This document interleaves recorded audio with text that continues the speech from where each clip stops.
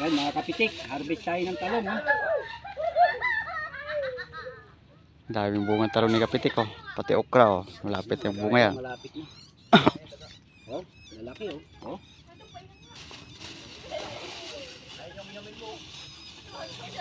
Yan oh, mga kapitik oh. Tingnan nyo oh, hindi nyo nabibili sa palengke oh. Oh. Kaya iba talaga pag may tinanim, no? May tinanim, may aanihin mga kapitik. Ipitasin pa po natin yung ating pakuan. Okay oh. Oh. Okay. Ha? Wala. Okay mga kapitik, meron naman tayo pang ulam. Ayun pa kuya oh. Diyan. Ayun oh. Pwede na yan oh. Panlaga yan. Ulam na yan. Wala na no? Ayun pa oh kuya. Ayun oh.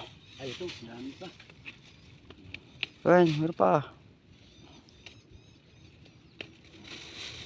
Okay mga kapitik oh, hindi nyo nabibili sa palengke oh. Oh, talong bagoong na lang po ang kaparis ito sa kalamansi. Okay, meron na naman tayong ulam. Tapos sitaw natin, namumulaklak na. May bunga na yan oh, may mga bunga na yung sitaw.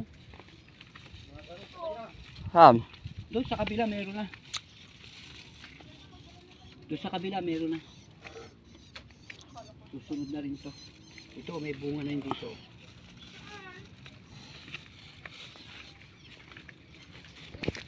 Kaya lang balanggang, dapat ma-spray. Ayun oh, may bunga ni talong. Ay, kuhan pala kuya. Meron na nga, may bunga na nga yung sitaw. Kaya ang daming bulaklak.